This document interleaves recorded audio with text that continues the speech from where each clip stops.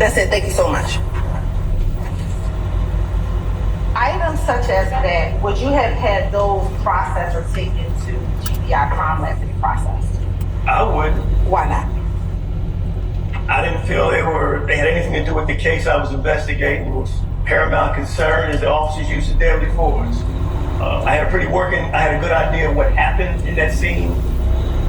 We don't just send arbitrary items to the GBI for testing. That's a call I made. They blamed me, but I didn't think they were relevant. Now, before we move on to the next scene, what you testify so far is a couple of things that you testimony.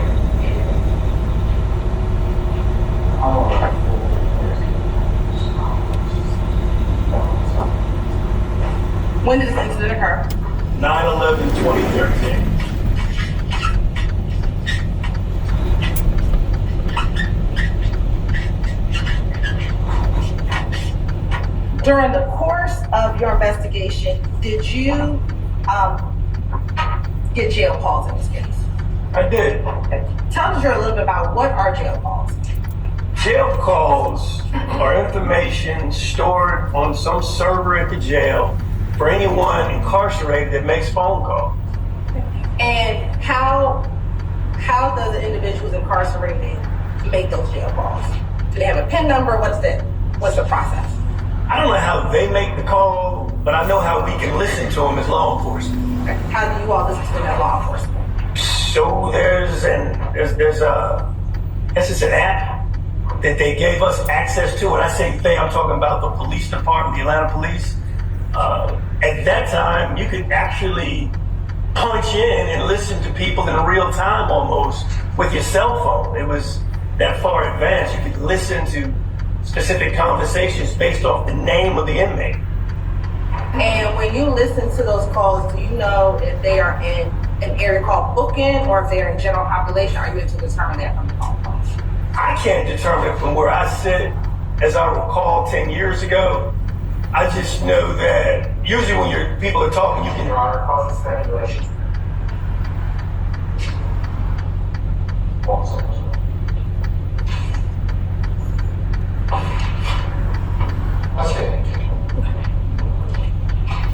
Have you had the occasion to have a list of calls that individuals make when they first get into the jail?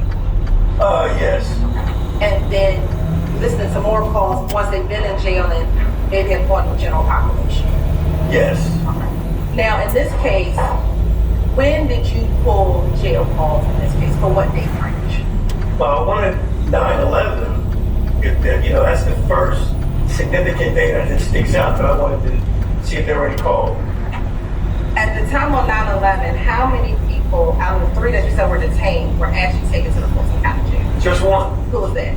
Adrian Bean. And did you pull the jail calls for Mr. Adrian Bean? I did. When did you actually start listening to the jail calls? It was several days. I think around the 16th, if I'm not mistaken.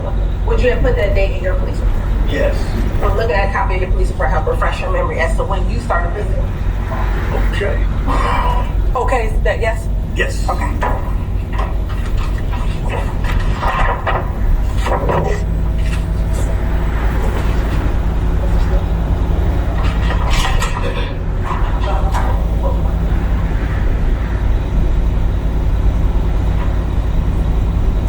I'm going to show you what's been marked as State's Exhibit 178C. This is the tell me if you recognize State's Exhibit 178C. Yeah, I recognize this as my supplementals. And is that a fair and accurate depiction of your supplementals regarding this case, the Officer involved shooting? Yes, ma'am. And again, we're looking at a copy that help refresh your memory as to the date in which you started listening to jail calls. Okay. And I'll specifically direct your attention to page 30 of 47. At the top and at the bottom, it might say 42. You said 47. 30 of 47. 30 of 47.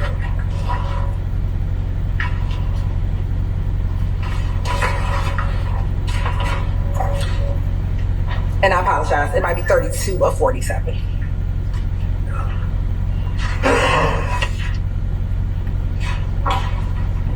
This one, for whatever reason's out of order. Went back to 20. Let me see, hold on. It might be me, hold on. User error, I'm sorry, hold on, here we go. Yeah, 9/16/13.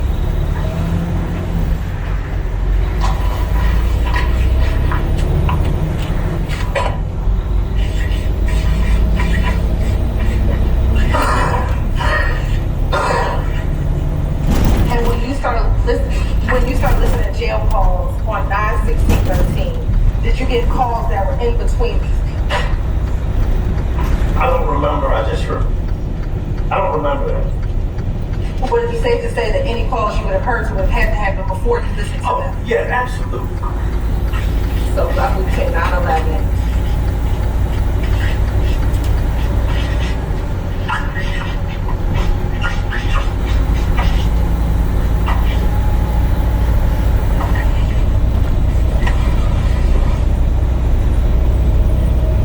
In preparation for this case today, have you had an opportunity to listen to some of those jail calls that you pulled back in September of 2013? Yes, ma'am, I have. And listen to those calls, are they a fair and accurate depiction of the calls that you pulled back in September of 2013? Yes, ma'am. And did there appear to be any additions or deletions to those calls that were made, that you pulled back in September 2013? No. Your Honor, at this time, the state would like to show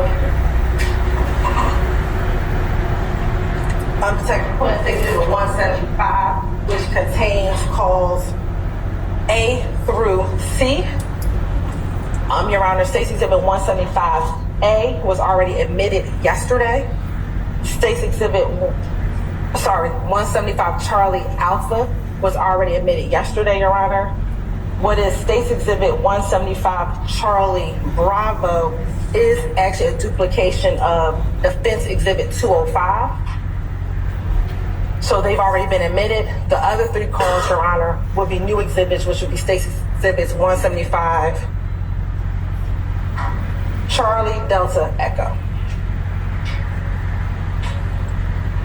You guys see that? Oh, that was Echo.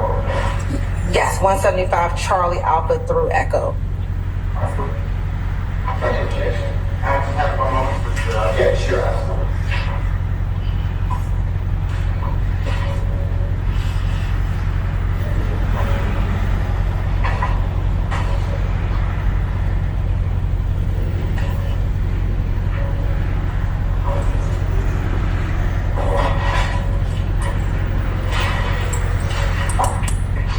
Yes.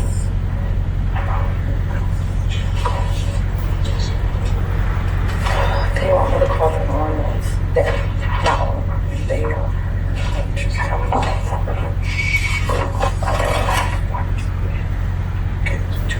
just because we were on the one sequence, I didn't know you couldn't hear me. So when he listened to me last week, it's prior to me knowing you were putting it on. So I had already labeled it.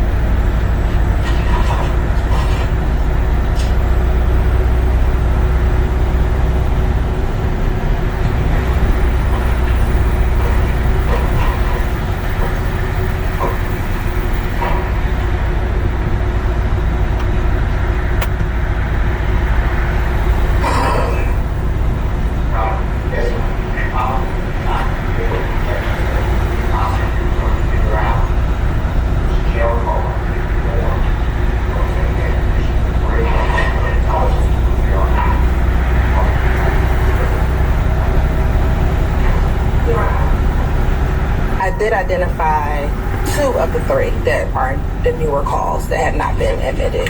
I identified one, and I'll call it for the purposes of this the chicken call because it stands out because she's talking about cooking fried chicken.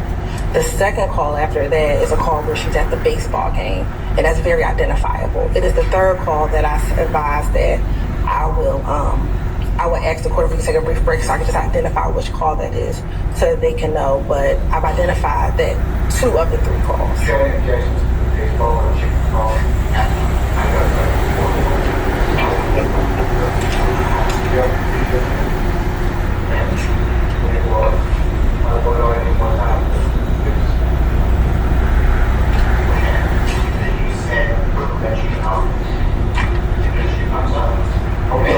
Do you have any specific objections to those 2 calls?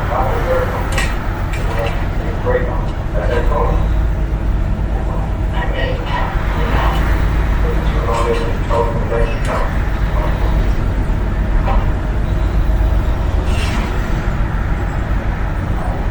Following your direction. Mr. Steele, please don't try to engage in the conversation. You're not prepared. Because if you prepared, you would have told me. You invited this conversation. I did. I asked you if you were ready. If you were ready, you said, yes, Judge, I'm ready. I want to do those 2 calls. Now, if you're not ready, then go ahead and just tell me you're not ready, and we'll go ahead. I'll go ahead and we'll figure out something else to do. But if you have any other basis, then tell me.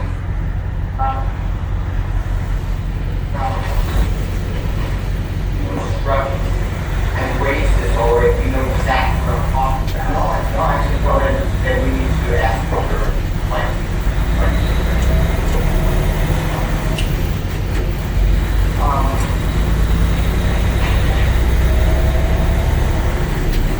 How long is this?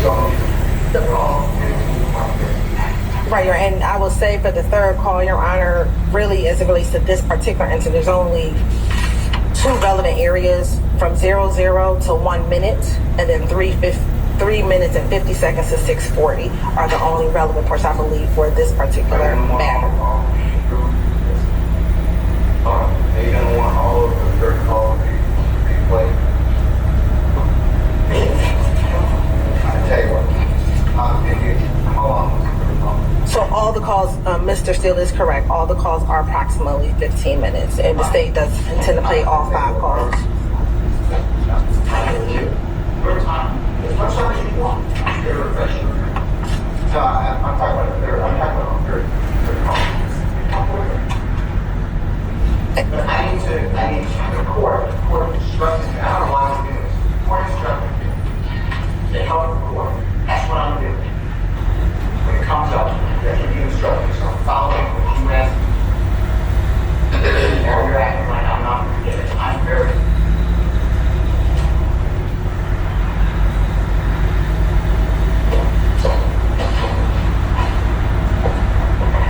I tell you what, over 20 minutes is sufficient for you to review short.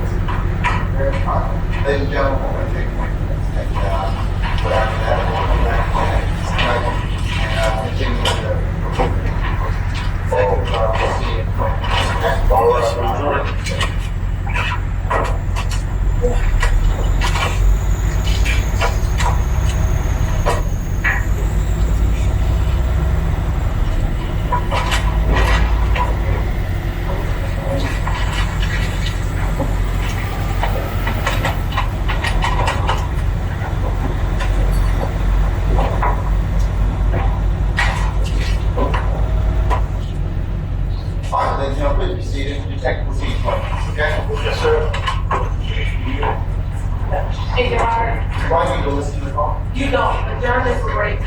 When we come back, we'll just want to know a decision about the transcript because we do have a transcript for the first call, and that was the one we gave to them yesterday. So just a decision about. Well, I thought you were going to take more time for that because.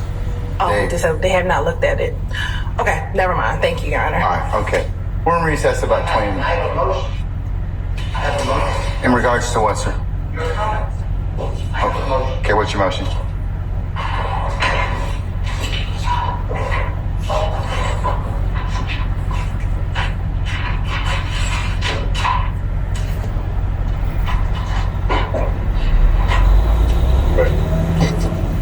the second time that this honorable court in front of the jury has addressed me inappropriately and wrongly.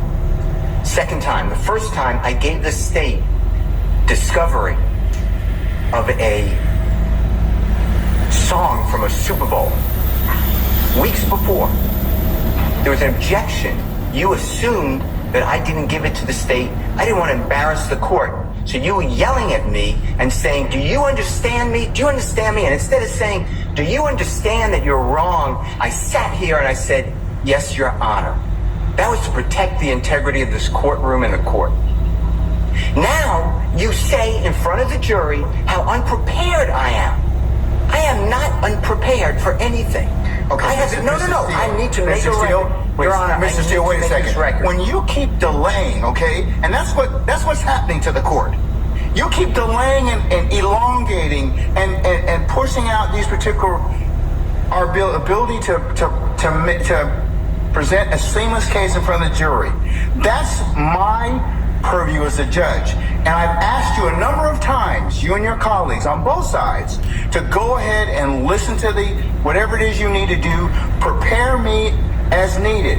Now, I asked you those two particular questions because if they turned over the audio to you in discovery and you've listened to them already, then you either have an objection or you don't have an objection. And I was trying to solicit from you whether or not we could just go ahead and just hear it. So you can imagine my frustration because all these little delays just elongate out our presentation in front of the jury. That's for your benefit, not for mine, Your Honor. So that's why I've told you all at various times during this particular case. It's not because I want to embarrass you, Mr. Steele. It's just that I'm trying to kind of keep this thing presented in a way that the jury can listen to it. And the court is wrong. What happened was, let me finish, and I'm making this for the record. What happened is, and I don't get embarrassed by you, but I don't want to embarrass you. I made an objection that some of these jail calls have a third party who will not testify. I objected to hearsay. The state said it explains the effect. Okay, which call? These calls, as you... Okay, well then why aren't we taking them up beforehand? The state just said, just now, these are the 3 additional calls that they want to Okay, all right, well, then here's your response. I'm going to give you an acceptable response. Well, I'm going to make my motion. I need to make my motion. Judge, there's more to this than we need to listen to these calls. Right. Then I would have no, you didn't say that though. So I wouldn't have had that opportunity. But that's why I keep telling you this, okay? I mean, like I told you, forewarned judge, a happy judge. All right, so had you just told me up front, Judge, we have not had the opportunity to listen to all of those calls. We've only been able to listen to 2. I want to listen to the other ones. And I've listened to the calls. I know it. I don't know what the third one they're trying to... Okay, well... Listen, let me just finish. So you presuppose I don't know what the calls are. Well, I don't know what the third call is because Miss Hilton, who's professional, said, I'll take a break and I'll let you know what it is. But the other 2 calls are the baseball game and at the chicken. They're discussing chicken wings. Or chicken. I understand those calls. There's issues in those calls that you need to address. But I politely make an objection and say, Your Honor, based upon what you told me, which is what you told me, we'll take it up later. I wanted to raise it. You tell in front of the jury how unprepared I am. And let me tell you something. I am not unprepared. I don't appreciate the court telling me that. And you don't, and I asked you, tell the jurors that you were wrong when you admonished me last time. You said you wouldn't do that. This is the second time. And you know what it does to me? I don't care. I'm hurt because you're a court, but I really don't care. But what does it do to Mr. Williams? Mr. Steele, I'm not trying to personally insult you or hurt your feelings, okay? You are a grown professional advocate. I am a grown professional jurist. And people say things to me that border on the lines of I could take action or not. You have certainly said some of those things to me during the trial of this case. I have let them go. So, sir, that's just the trial. That's just the trial of the case, okay? No, but that man's life is here. And you, Guys, it and affects you know him. you're doing a fine job in representing it. Well, But you know what? That's just the way we are right now. But the crux of the issue is, Mr. Steele, and the representatives from the state and everybody else. What happens right now is I have to take a break in order to vet all of these issues, which I'm required to do, Mr. Steele. And that's what is kind of disappointing to me, because I have given you all this administrative time, all these breaks to go ahead and do this, and this is what delays the presentation of this case in front of the jury. You know, if I would have done what the state did and I'm not poking anything at Miss Hilton, you would have said to me, why didn't you share those calls with him before? What, you were out all day today. We didn't start court till 1 o'clock. I would have shared them. I know you would have. But the state didn't. I'm not poking fun because I can deal with it. But Well, the you know court what? then steps But in. here's the problem. But you don't I have have to a finish. problem. I have a problem with, because here's at the end of the day, I got to listen to a 15-minute call. You don't have to listen to anything. But you have to make a ruling yes, on it. but I have to listen to it in order to make the ruling on those. And even if you said you've listened to the chicken call and the baseball call, and if you say there's other issues that come into play, it's better for us to take those things up before I ask for that jury. And I could have done that this morning. I could have done that at another point in time. So, I mean, Well, I raised this issue to you, and I don't remember the date, but it was days ago. I raised it, and the court said, all right, understood, and we'll take that issue up when it comes. Now, what am I supposed to do? Sit there and say no objection? no, Exactly right. Not at all. Not I at said, all. judge, it's an issue Not we at need all. to take up. Not at all. In addition to that, today alone, and this happens, today alone, the state introduced 2 exhibits. I've never been given them before, ever. You know what I did? No problem. No problem. Because I think that's professional. One was a Google map. It needs to be clarified for the record that it was not done on September 11, 2013. And then a map with little dots with 0.4 miles I've never seen before. But I didn't do anything, Your Honor. I want to move the case. But when the court, it gives me no pleasure in saying this. I believe that this honorable court is biased against Mr. Williams and or his counsel. And I ask you to consider recusing yourself, or don't do this again to me. This is inappropriate to me. I respect you, but what am I supposed to do? Sit there while you do this? I didn't do anything wrong. I did exactly what you teach me to do and the courts teach me to do. All right. But instead, no, I gotta finish this. Then I get told to this court says by Prosecutor Love that I'm not being candid with the court and I'm misrepresenting because Mr. Bean never went to the hospital at Grady on September 11, 2013, and Miss Love has a document on the desk to prove it. I sat right in front of Your Honor at the table, at the bench, and I said, I'd be careful what you say. It's not accurate. Miss Love looked down on me and she said, it is accurate. You said we'll take a break, figure it out. After the break, you didn't even bat an eye. Miss Love said, yeah, I was totally wrong. Mr. Steele's right. He was taking a Grady. If I would have done that and called another member of the bar disingenuous, not truthful, no candor, and misrepresenting, you would have had me yelling in front of a jury. You did nothing. You didn't even ask Miss Love to apologize. I don't want her apology. I don't care about Ms. Love, but I care about the court. And now if you could walk in someone else's shoes just for a minute and see what you're doing to Mr. Williams, because it's hurtful. I'm not the one wasting time. I'm here every day, ready to go. I am not wasting the time. I make a motion to ask you to please recuse yourself. I know it has to be in writing within 5 days. If you want me to do that, I'll do it. And it has to go to another judge. But this is what's going on, Your Honor, whether you see it or not. You're yelling at me in front of a jury for nothing. And then you won't apologize. And I did nothing wrong ever on these occasions and others. I'm going to go ahead and address your motion at this point in time. I'm going to deny your motion at this point in time. And also just direct you that I had the responsibility to control the proceedings in this particular circumstance. Sometimes things get kind of heated, and that's that's the crucible and trial of any particular case. I am not in any way intimating or insinuating that you are not professional, you are not prepared, but the things that I am bringing up to both of you, and I have fussed at both sides for this particular issue of not being prepared in the sense of, and the only reason it affects the trial of the case is it makes the proceedings a lot longer than they should be, because all these things can be taken up. And sometimes if we've got to parse out all these things, as you can see right now, it takes time, and that's what I'm kind of concerned about, having been a jurist for a long time. So I understand that you're a zealous advocate. You in no way offend me by raising any type of motion.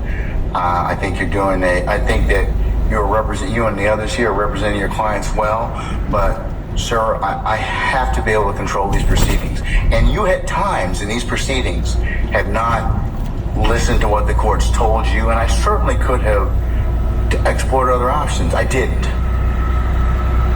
So I'll tell you that much, for what it's worth. You allowed a member of the bar yesterday ask a witness who constantly is committing, respectfully, potentially perjury.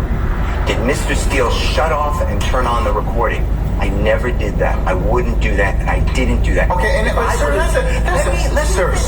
I would have said that question to about another member of the bar, the prosecution. You would have come over the bench and said, "How dare you?" I sat there and I said, "Outrageous." You denied the motion. I think 3 other people made motions to strike or to object. You denied it. Judge, I'm just telling you, the appearance, if not the reality, is not good here. I'm being... What, to who? To Mr. Williams. Okay, but... Maybe to the others. Maybe you're his advocate, okay? And that separate issue of whether or not you did what you did, the state accused you of that, they have the right to at least inquire about whether or not that happened. Now, whether or not it happened or not, I'm not making any comment on it, but it goes to bias, it goes to motives to misrepresent. That never happened. Okay, but I'm not commenting on that. That's for the jury. That's for the jury to decide. I asked the question about a missing recording that wasn't given of a statement made by Mr. Bean. And you told me. And I keep telling you. You told me. You said, does the state have it? They said no. You said nothing I can do.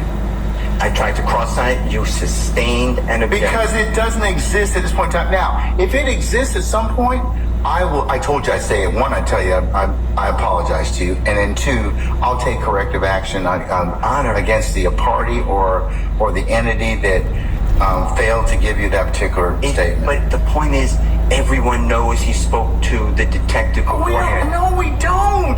That's totally honest. You believe it. You honestly believe it, and that's true. On September 17th, 2013, on recording, Mr. Bean tells that to Detective Quinn.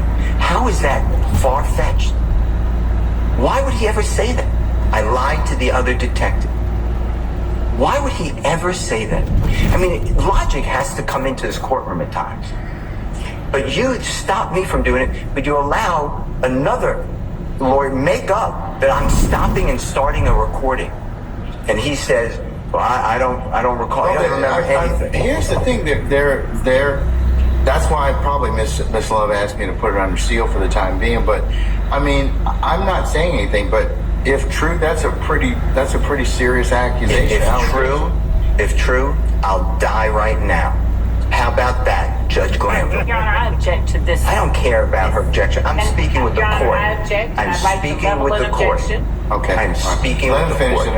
and then you can state your... My point is, if you don't see what's going on, it's because you're not viewing it out of the lens But of a juror. Mr. Steele, I can't do that. I have to be the referee. So the jury decides those particular issues of believability and credibility. Now, I'm not getting into the throes of war between you and the state. That's your business, and that is certainly nothing to do with a throw war. No, I mean, it's your ability as an advocate. I told you before, that's your ability as an advocate. All right? What I'm saying is, you said in front of this jury, I was unprofessional. I am not unprofessional. You were wrong. I think at that particular point in time, given the totality of what happened, that's what the court's assessment was. Sir, I am... But it was wrong. It's a snippet in time. Mr. Steele, you're a very good attorney, but I'm a professional jurist, and you may not like some of the rulings that I make, and you may not like the way that the trial is going at a particular point in time. That's for all advocates. Ms. Love and her colleagues, I've told them the same thing. But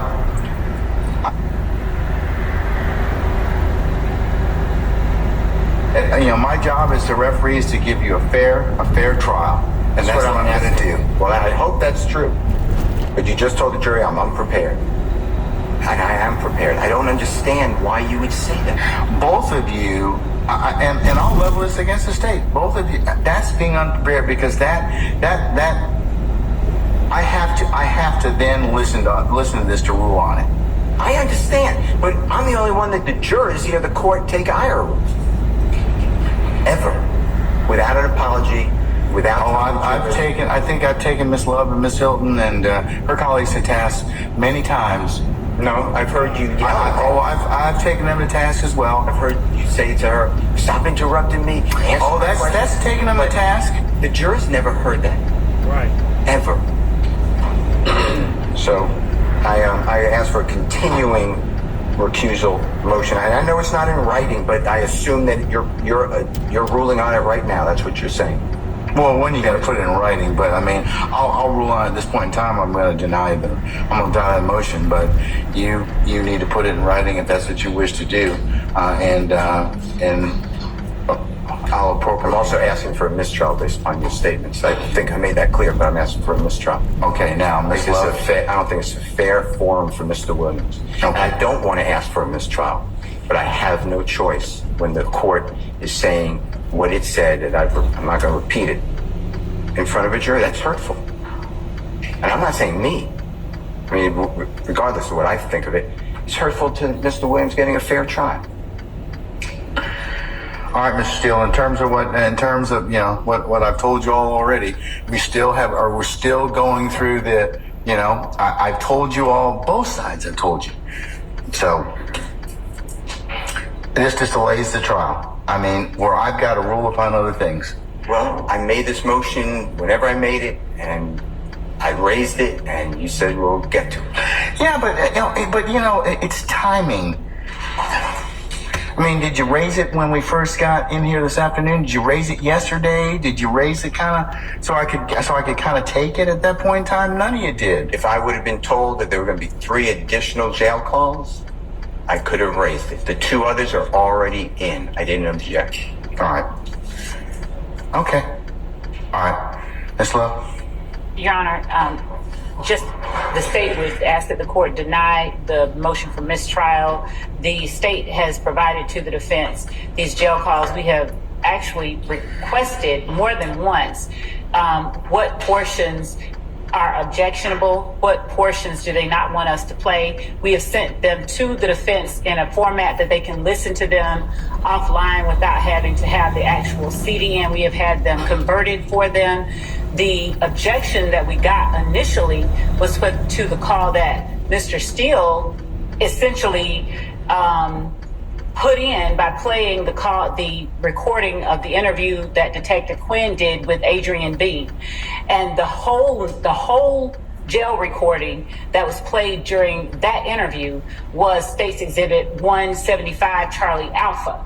So the portion that they initially said that they objected to, that third party portion, and we had a motion on it, they actually introduced by playing the call, the interview with Detective Quinn. I have said to them, I'm certain that Ms. Hilton has communicated with them via email that we are using the jail calls. And I know I personally have asked, what do you object to? So at this point, I'm not certain why there is this motion. I object to the language that is used. I'll die if the court does this. Your Honor, the court is well aware of the times that the state has received reprimand, both in front of and out of the presence of the jury.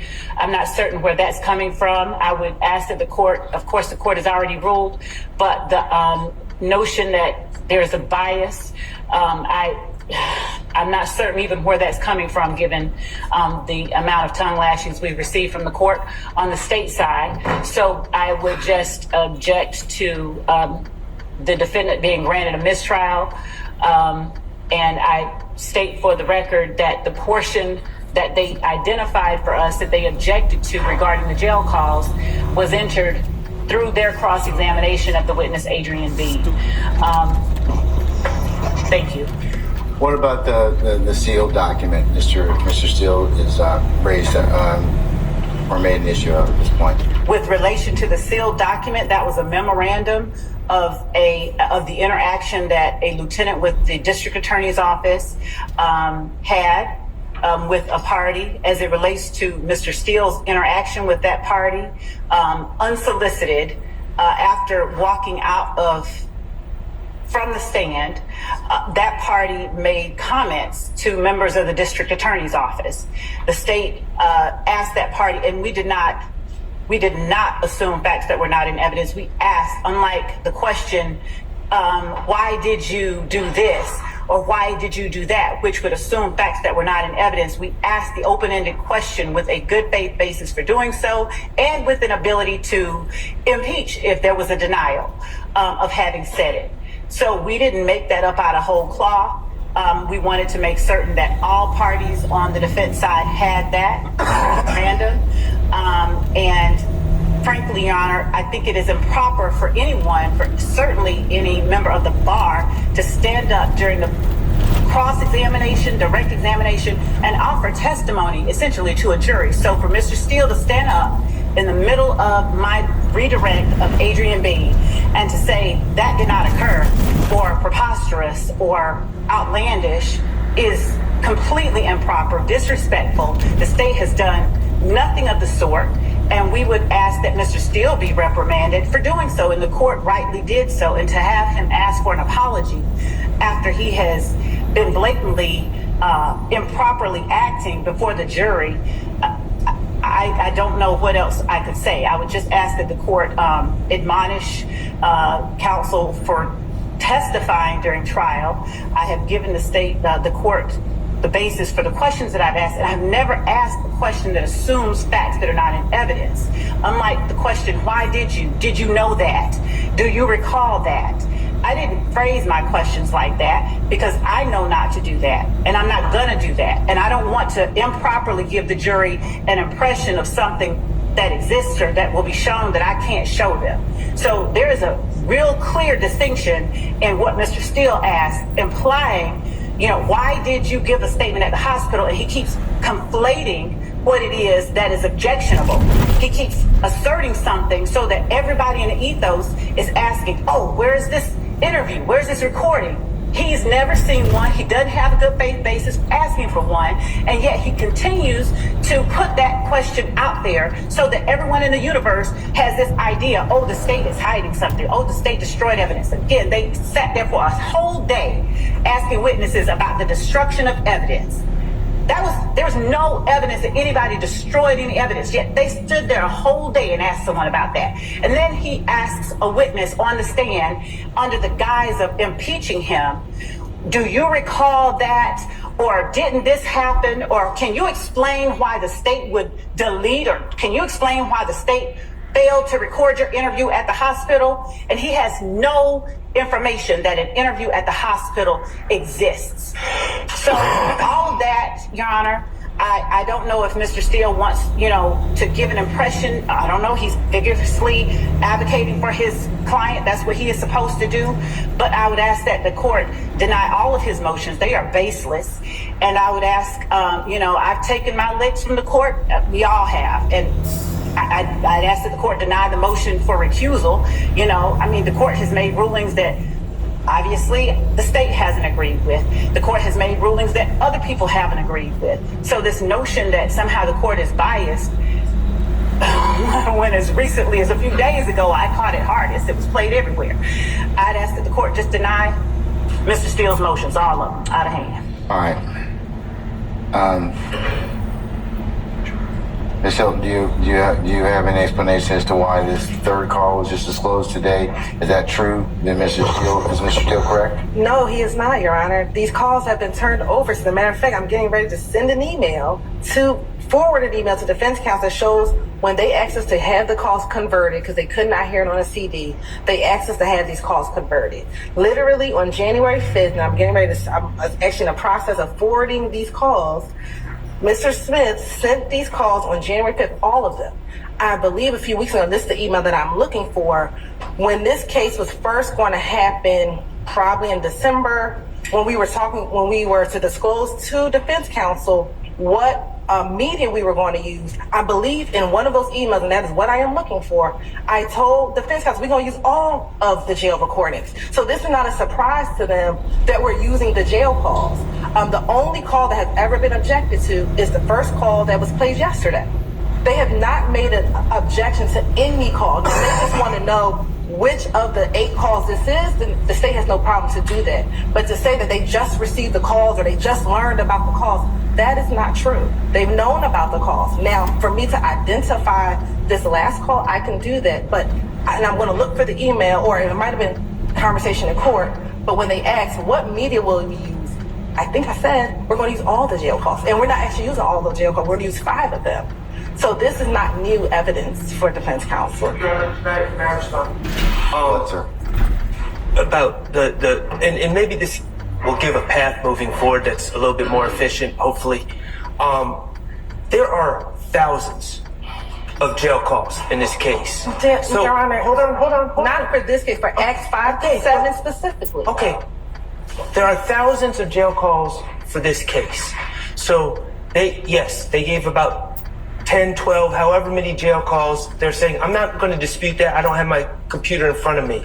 But it seems very inefficient to me that we're going to litigate, and you want us, the defense, to raise our objections to thousands or even 12 jail calls and suggest redactions for all these jail calls. But when did you get the jail calls? When did they tell you? Didn't they tell you like within a week or two, like I asked before, that they were going to use these calls? So, Your Honor, they just identified one as the chicken call. That's not how they are in discovery. So there's a cross-reference number. So we need to know exactly what call by the cross-reference number in discovery. There's nothing labeled chicken call. There's nothing. All right, but listen. Is there a certain number of calls for this particular type, for this particular act or acts? Yes or no? I can't. I don't have the email in front of me. So yes. Okay. So there's how many? 8, 10 calls? How many? Your Honor, there's actually 8 calls, and 2 of them were duplicates. And so in the email that I broke down So in preparation, you know that if this particular act, which we've been dealing with for weeks, you only got about 12 calls to listen to, right? So yes. So you would like us to proactively state our objections for every call and litigate, because they're not using every call. Only if it becomes an issue, because if you all work it out, that's fine. I don't have any issue with that. But if it's going to be an issue, then I need to be able to vet it. I got to listen to the call. I got to listen to the evidentiary basis as to why it should be admitted or not admitted. That just gives me time to do that. And if you say it's only going to take about 15 minutes or whatever, well, it may take longer than that. You see how long we've been out dealing with this issue. So that's what I mean by forewarned judge is a happy judge. So if we could take it up and I don't have to either have them sit in their headquarters, it's better for all of you. I do not dispute anything you're saying, Your Honor. All I'm doing is suggesting that if last night or yesterday we were told, tomorrow we plan on playing this call, and it wasn't the chicken call or the whatever call, it was whatever the number is in the discovery or on the email, then we would certainly, I would say it would be on us. But that's not exactly what happened. I just want you to, and I'm not trying to, I really like Ms. Hilton a lot, so I'm not even trying to argue with her or say she's done anything wrong. It's just, I think if we know a little bit in advance, and it's not just, the chicken call, then we would be in a better position to lodge our objections to you. Because right now I assume they're getting the cross-reference numbers, so then I can bring those numbers to the defense table so we can pull up the exact calls that they want us to review. So that's kind of, I just wanted Your Honor to understand it's not as simple as just we didn't listen to the chicken call. Your Honor, if I may respond briefly, Mr. Williams, I believe, filed a motion in limine number 40. That was the only motion in limine that we had as it related to a jail call. And that was objecting to the third-party information contained in jail call number 175, Charlie Alpha. Again, that Mr. Steele introduced by playing the interview of that Detective Quinn conducted with Adrian B. So we have again turned over we can specifically give track 1, 2, 3, 4, 5 of CD 1, 2, or 3. You can give that information to them. The way that Ms. Hilton and Atkins noted and time hacked each of these calls references specific information in the call. That is the only reason Ms. Hilton identified it as such. But there were 8 calls. There is no other call within which the information she has spoken to the court and described the call using. There's no other call that has that information out of the only 8. So I'm not certain the reason for the reference to thousands of jail calls in this particular context. But, Your Honor, we have 8 jail calls here. We turned over. We've asked, what do you object to? And the only thing that we got was motion in limine number 40 from Defendant Williams. All right. Anything else before we recess? I still gotta allow you to listen to the phone calls. The facts got lost. The accurate facts. I've listened to all the calls, the relevant calls. I've listened to them all. I know what the chicken call is. I know what the baseball call is.